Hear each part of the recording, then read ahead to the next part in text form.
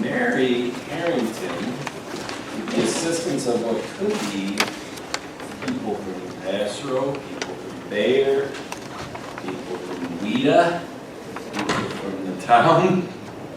Mary is going to present a sequence of events, a tentative sequence of events needed to culminate with a targeted April 2022 groundbreaking on the Sandbar Park project. So, Mary, take it away. All right. So I wanted to give you kind of a project timeline overview. So the presentation is going to cover the project history, all the progress we've made this year, the scope of what we're looking to bid out this fall, winter, what is left to complete the design and review of the project, and then the bidding schedule that I'm proposing. So first, before we jump in, I also, want to say thank you to our consultants, Passero and Bayer, are working with us very closely on this, and Weta is also very involved, and everyone at the town. So, for project history, I wanted to just initially note that in 2003 is when the town obtained the approximately 12 acres that became parkland, which we now know as Sandbar Park. In December of 2015, the park got a grant from New York State Department of State for $118,000 for consultant design of the park. In 2017, Bayer Landscape was selected for the consulting services, and then Passero was at that point contracted for Webster Sandbar Lodge A&E design, so architecture and engineering. I think we're all well aware of 2017 and 2019 being flooding years, so during the course of the 2018 to the summer, there was a Sandbar Park Project Advisory Committee that met on numerous occasions. And from those meetings, it was, everyone is well aware that because of the existing road alignment, there were issues when the waters did rise. So in January of 2019, there was actually a public informational meeting to get input on whether road realignment was the way that we should go when this was just specifically a park project. Come summer 2019, the READY program was developed because the spring of 2019 into the summer there were the high waters. So the governor initiated that program and then announced the funding in the fall of 2019 in November. In 2020, the town applied for and received READY grants. And so Passero was brought on to expand the scope of doing work there for the Webster Sandbar Lodge project, and then it evolved into more READY project scope. And B&L was also hired to do some work for the pump station down there. So the grant... Mary, can I just, all right, I would like to think, and it's just it's a word, but it's a word that could be inflammatory. I don't think Passero was brought on for a lodge. Passero was brought on for what the building could be, and I even think back then, Barry, it was being discussed on that committee that you were on, that it would be a bar or restaurant again. Yes. Okay, thank you. Okay, so the grants that the town received totals just under $2.7 million, so that's a combination of READY, New York State Department of State, and DASNY. So those projects are aimed at the Irondequoit Bay breakwall, the realignment and elevation of Lake Road. There's 2 pump stations, sanitary sewer pump stations down there, the town and county, so protection measures for those. And then there's village water wells down there that are no longer used and were contributing to the flooding, so they're being decommissioned.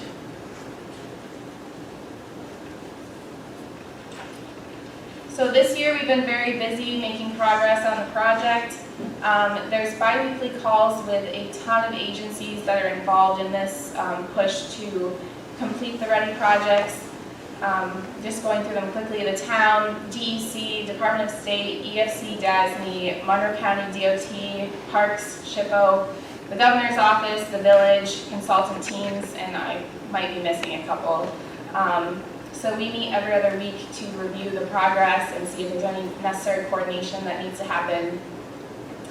We completed the parkland alienation, which was necessary because of the road realignment. We had to swap Munter County right-of-way and parklands. So that happened, and that has to happen through the state, so that was a big deadline to meet this year. The design has been progressing, and it's becoming very cohesive between the ready projects and the park improvements. There's been a lot of public outreach on the project. There were 3 rec center open houses that were broadcasted. I believe every resident in town was sent a postcard about it, and it was all over our social media. We also went to the Webster Joe Obie's Farmers Market and had a tent one weekend. And then over the course of the last 4 months, we've rotated big displays at the rec center, the library, and town hall, and we've also committed some staff to answering Q&A at certain times during the day. In July, we did architectural and geotechnical borings, so that gave us a better insight as to whether there was any architecturally sensitive pieces buried out there and how to structurally put together different components of the project. We also completed an application for close to $4 million in additional funding, so we're hopeful that some of that comes through to help with the project cost. And we have initiated an advisory committee for the proposed building programming.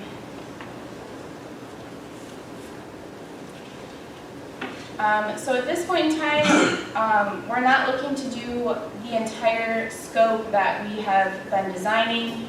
We're focused on getting the Ready project done, and because the Ready project affects the core park area so much, it makes financial and scheduling sense to do that at the same time. So this first phase will be the Ready project in the core park, and then the future phases will be the east and west park improvements and the building.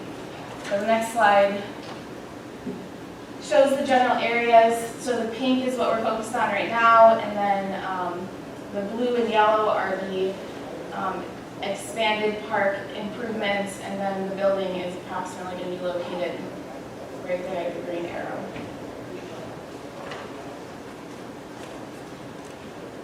So what's left to get this project underway? There's the archaeological investigation, the joint application for a permit, and the State Environmental Quality Review Act. These are all things that involve agency coordination. We also have to complete the project financing and the design documents. So to review the process of the archaeological investigation, we've completed a phase 1A, which is something that's just done on paper, and when it was submitted, they asked us to complete a phase 1B survey, which is investigating in the field.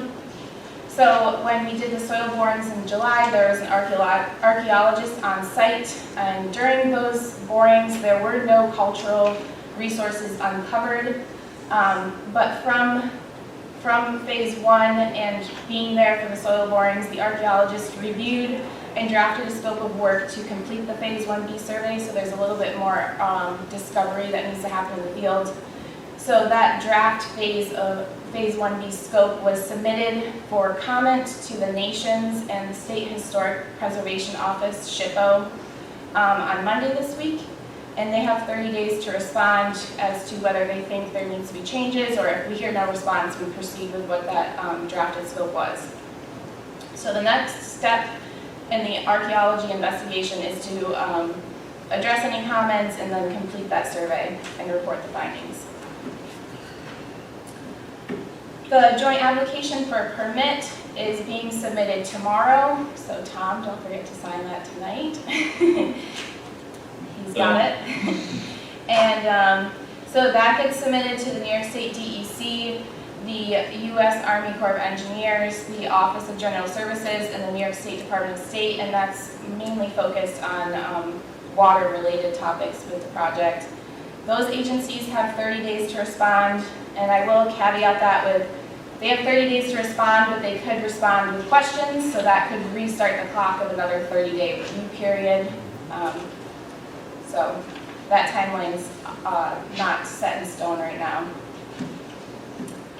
Another step, so all these are happening at the same time, just so you're aware. Another step that's happening is seeker. So tonight, the town will declare lead agency on seeker. We have completed an environmental assessment form from the help of our consultants, and that gets distributed to other agencies. Those agencies have 30 days to respond as to if they think they should be lead agency instead. So by October 28th, we'll have passed that 30-day period, and the town board workshop will review the seeker findings, and then on November 4th, the town board will have propose a resolution to declare the determination of significance for seeker.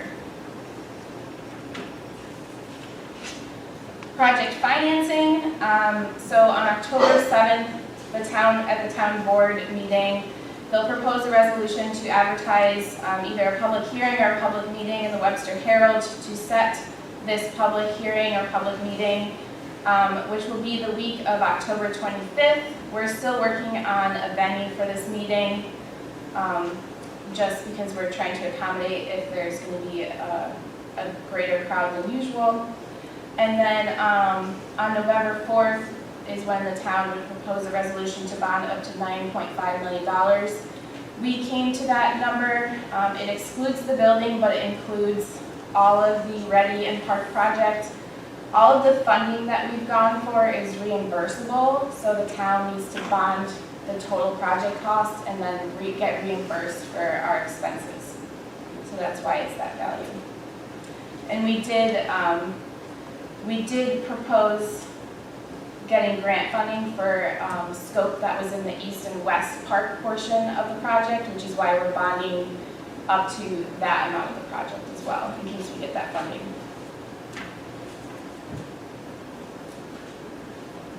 So the design documents, we're currently working towards 90% drawings and specs, so we anticipate to get a deliverable from the consultant team by October 27th.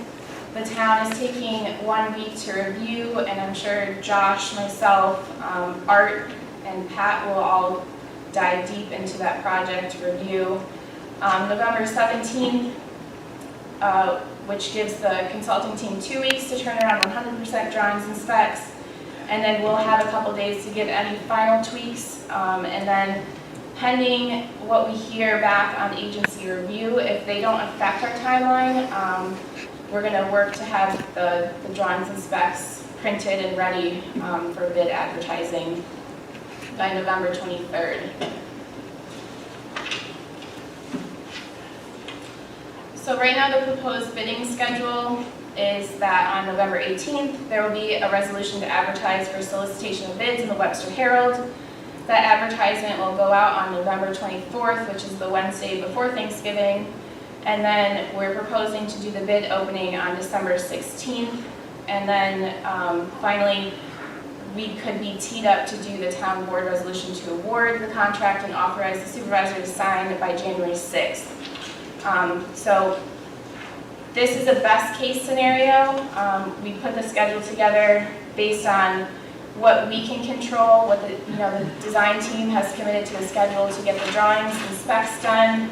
The town has committed to doing a quick and diligent review. So this is best case. The sooner we can bid it, the better the prices are going to be, because the contractors will be hungrier for work than if it's halfway through the winter and they've already got their schedules booked up for the summer of '22. So we've also been discussing other bidding timelines if agency review does hold anything up, but this is what we're shooting for. So. Does anyone have any questions? Great, Carol, thank you. It's a tight timeline. Yes, we're all working very hard on it, so. Mary, thank you. And I know that that came together in the last couple of weeks with the help of Mark Bayer and Josh Bayer and Tina and people from. There's so many from Passero that are in on this. It's a full effort. Matt Chatfield from Webster Academic Development Alliance has helped on this. per se have a question, and I don't want to drag this out too much, but I feel as if there's probably people in the room tonight. In fact, I know there's people in the room tonight that are interested in one of the main things in the middle of that map we put, which was the green arrow to the building. All right. So I just want to make a couple of comments as we move forward in this process. One of the first slides you had said that in 2003, the land was obtained by the town. It was a combination, I think, of purchasing of certain parcels and also donation of parcels that aggregated up to what is now a 12-acre parcel that is Sandbar Park. But it wasn't one 12-acre parcel. I don't think it still isn't. I mean, it's a combination of several parcels. Yeah, I think it's, yeah. One of the things that I really try to make sure, Dolly, you've been great about this. You go back in the archives and you research planning board, town board records, and I thought it interesting when the town obtained the parcel, I think it was 1.2 acres that the current Bayside Pub is on. The town board that night, back 18 years ago, and I'm paraphrasing what it said, but it said, well, what do we do with the Bayside Pub? The person we just bought it off of, or the entity we bought it off of, is a landlord, and they have a tenant. And the town board basically that night in the minutes said, well, we'll just keep the same deal with that tenant until we figure out what to do with the land. I wonder if that town board back in 2003 thought 18 years would go by before figuring out what to do with the land was. On one of the pages, I think when you said architectural, you meant archaeological. And the borings, these big holes that had to be drilled in the A, or 1A, or whatever it's called, of this process. It's 1A, complete phase 1A was the boring. I want to really thank Chris Bilo. Chris Bilo is our Parks and Rec Commissioner. And I think Chris did a very good job, and I know Rob and Tom, the owners of the Bayside Pub, are here tonight, being sensitive to the fact, and I appreciate this more than anybody, Chris, being a business owner for 25 years, and being closer in empathy to business owners than to government. I was a business owner a lot longer than I was a supervisor. The archaeological firm wanted to come in and do those holes right before July 4th weekend. You did a great job, I think, and Rob, I know I was out there one day, and it got moved to mid to late July, and tried to make it so it didn't upset your business, Rob and Tom. So it wasn't going to go into your lunch hour or into your weekends, and I think that was achieved. On that same page, you said an advisory committee for the proposed building programming has been assembled. Well, Chris, I think you're in charge of that 7-person committee. That committee, and like you said, we have tried to promote this as best we can. Postcards, open houses, having the billboards up all over the town venues where people come into them, having certain staff that are doing Q&A for the last 4 months. We promoted the fact that a portal was going to be open for volunteers to throw their name in the hat, to be on this committee, to help drive what the RFP is going to be for the restaurant/bar that will be on the same pad that right now the current Bayside is on. That portal was open from June 22nd till July 30th.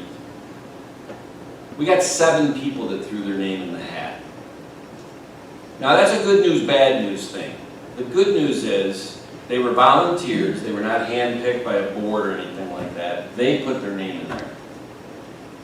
And the good news is we were able to keep them all. It would have been a different situation if 29 or 129 people put their name in there. Because we can't have a committee of 129. So then it would have been a really tough process in who is going to pick who makes the final cut for a 5 or 7 person committee. So that's the good news, volunteers, and we didn't have to cut anybody. The bad news is I gotta be honest with you, I was surprised only 7 people put their name in. For something that has had as much attention to it, I would have figured we had 200 plus people that wanted to be on that committee to drive the bus on what was gonna be there. I was surprised. But I think the committee has met twice, Chris, and your 3rd meeting is? October 4th or 5th. Okay. Almost done. As we go on, we come down to the November 4th board resolution where the estimate is we would be bonding $9.5 million. And Mary, you did a great job explaining why that number is $9.5 million, because that $9.5 million is the most that the town will go into debt on this project if we didn't get any grants. Now the grants that we are applied for, well, we've got the $2.68 million on ready, so that comes off that $9.5 million. And Matt Chatfield, you were the spearheader of the $3.99 million CFA grants, which I think by December we should know what we got awarded on that. Correct. Interesting enough, and this, this job has been like going back to school for me. You learn something new every day. Paul Adams and myself and several of us were on a Zoom meeting the other day with our bond counsel, Harris Beach, Municipal Solutions, who is our consultant, this and that. And the bonds that go toward the infrastructure of the ready projects in the park, those are munis basically that are tax exempt, state and federal, right, Paul? Correct. Interestingly enough, whatever happens at that building, whether the building is funded by the town for the shell or funded up to the vanilla box, and I don't know if I'm talking languages that nobody understands, or if the restaurateur or bar owner decides within their bid that we just want to build the whole building. We don't want any town help on that. But let's assume the town's going to have to put some money into the foundation and into the building. Because that is a public-private relationship, they're called licensing agreements, right?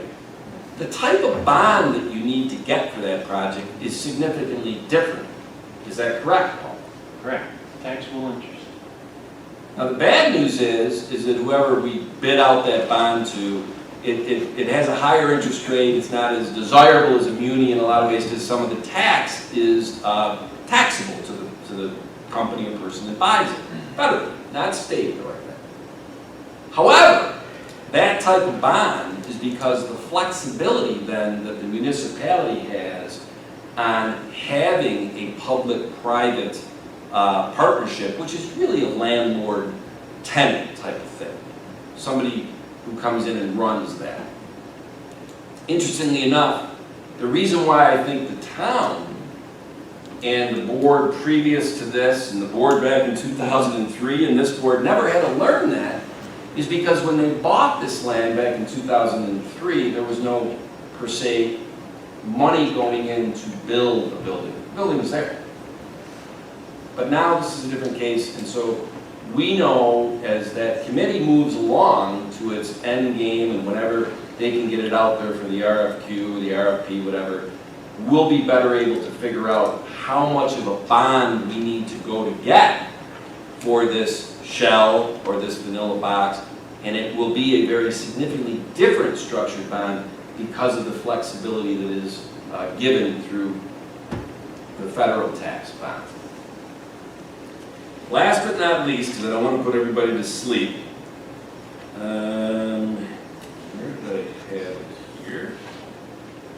Sorry. That was the last of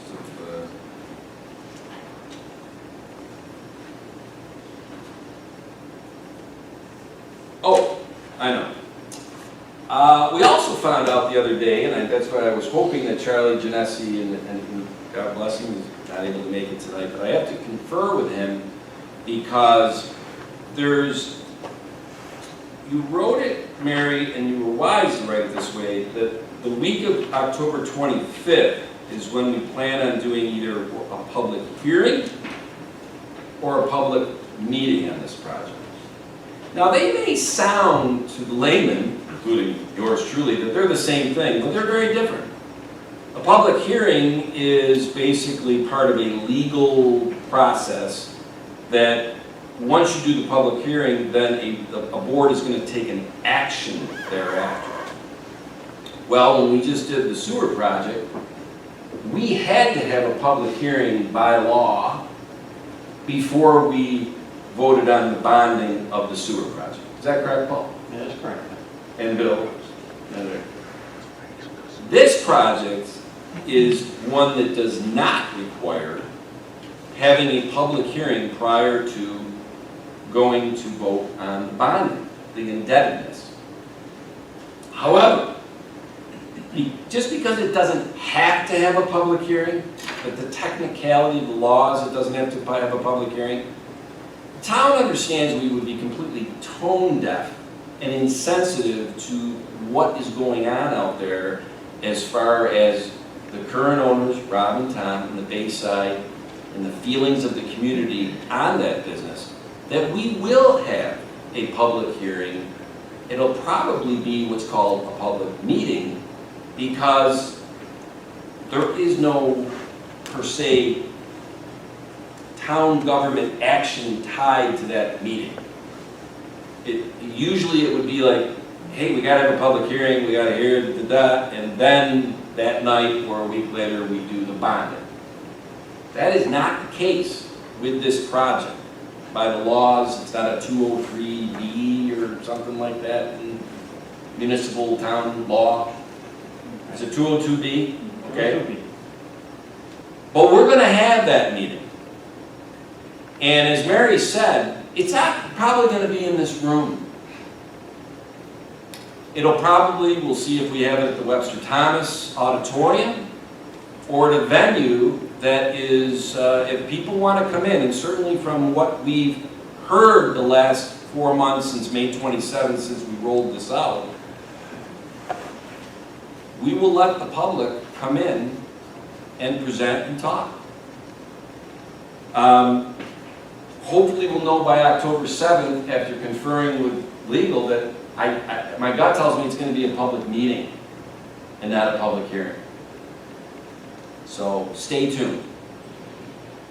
And my guess is the public meeting will not be a lot of people coming to talk about the fishing dock and whether it should be seats or not seats. My guess would be people will come to talk about the Bayside Pub. Just my guess, though. So that's all I got. With that in mind, thanks, Bill. Is that Barry? Yeah. Wow! Bill, I'm sorry. I just assumed it was you. I still got a quarter cup of water. We're almost done. So, this action that we're doing tonight, which it's funny, the next two things are board resolutions. And usually, a workshop, you'd rather not do resolutions at a workshop. You'd rather keep them for the regular first and third Thursday of each month, the regular board meetings. But because of this timeline, because of sending off the joint application that I've signed, the town would need to declare the town board as the lead agency for the Sandbar Park improvement project. Now, you used the term seeker in this presentation. What exactly does that mean, Mary? Yeah, it's the State Environmental Quality Review Act. So we have to make sure that it's not going to have any negative impacts on what's out there now. Right. And so this resolution, if I understand, is that the town board, if we approve this motion, we are taking responsibility as the lead agency for the Sandbar Park improvement process, the seeker process. And then as you showed, there will be some investigations and this and that to make sure that in a couple of weeks when we say that it didn't, it's a type 1 or whatever. Right, correct. What does that mean? Do you want to speak to that? More? I think Zena's probably the Zena's the best one? best one to speak to Most the details of experienced that. speaker. Yeah, she's very experienced. Good evening, everyone. I'm Zena Lago Negro. I'm with Pastoral Associates. So the State Environmental Quality Review Act provides 2 different lists of items for a municipality to consider when they become the lead agency and are responsible for conducting the environmental review. One list is a type 1 action list, which means that this project is likely to cause a significant environmental impact. And you don't know that until you get into it and you go through all of the reports and the studies that are required, and that you read the conclusions and do a lot of investigation to make sure that you check all the boxes that are required through the forms that the state provides. So the type 1s are likely to cause an environmental impact. Doesn't mean it will, but it's just likely to because of the magnitude of the type of work that you're proposing. And because we are directly adjacent to Lake Ontario, that is automatically a type 1 action in Hammersmith Bay. Thank you.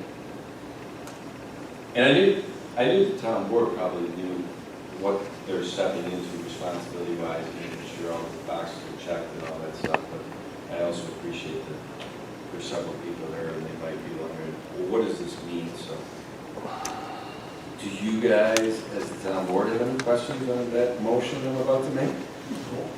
Okay.